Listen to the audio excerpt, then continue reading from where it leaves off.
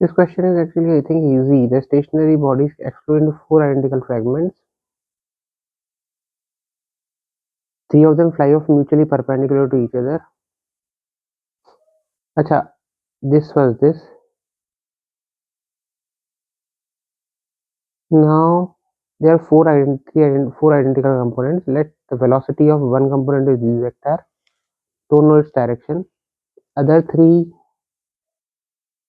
is along x direction, y direction, and z direction, each of equal mass. M, M, M.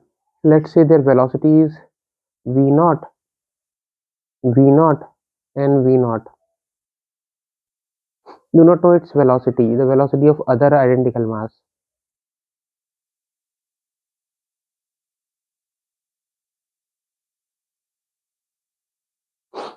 But we know one thing for sure, initial velocity was 0. So conservation of momentum we can apply. Now when we apply conservation of momentum, we have m into v vector 0 is equal to m into v vector plus mv naught I cap plus mv naught j cap plus mv naught k cap.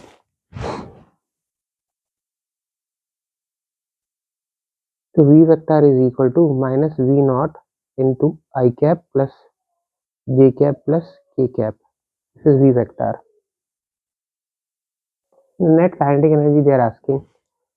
If they have given what they have given, same kinetic energy E naught. Acha, it's given half mv naught square is equal to E naught.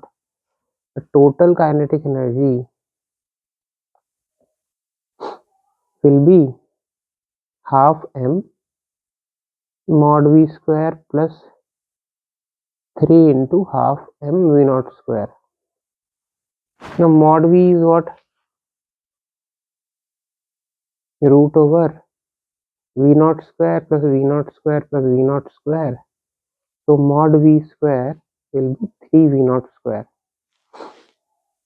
So half m 3 v naught square 3 by 2 m v naught square. So it will be 6 m v naught square by 2, that means 6 E naught. So the total energy released in the explosion is 6. It should be the answer A.